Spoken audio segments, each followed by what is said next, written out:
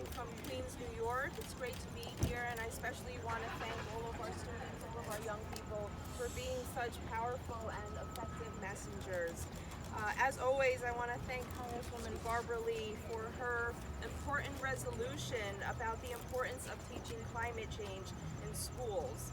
I want to thank all of our advocates for their work in heightening our awareness and the important need to engage in action to combat climate change. I stand here today in solidarity with all of you because I worry that inaction towards climate change will lead to a less sustainable world for my two children, my two boys ages 9 and 11. The magnitude of climate change that we face today will continue to grow, and we must urgently act now to ensure a better future for our kids. Global temperatures are rising, and the last 5 years, from 14 to 18, were the hottest years on record, according to NOAA. Hotter temperatures mean stronger storms and more intense rain events that challenge how we live.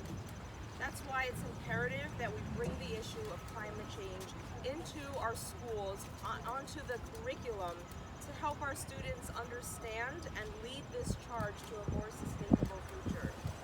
Our kids are our future scientists, engineers, teachers, and innovators who will guide our nation. By teaching climate change in schools, students will understand the gravity of the situation and realize that they can be part of the solution.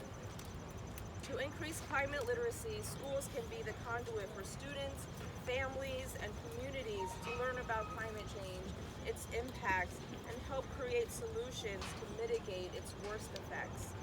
Due to the disproportionate impact of climate change on students of color and students in poverty, climate change is also a human rights issue that threatens our children's social, mental, and physical well-being. When we bring the conversation of climate change into our schools, we empower our children to make better decisions. I know that many people here are also parents like myself, and I want to do everything I can to protect the future of our children. So I want to thank my colleagues for simply initially believing in the science of climate change.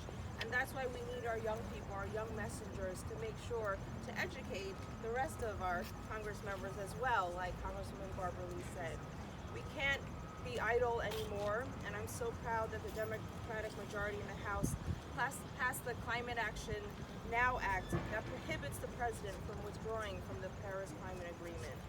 Unfortunately, Mitch McConnell refuses to pass that bill, and that's why students, the future of our nation, are fighting and demanding action this week.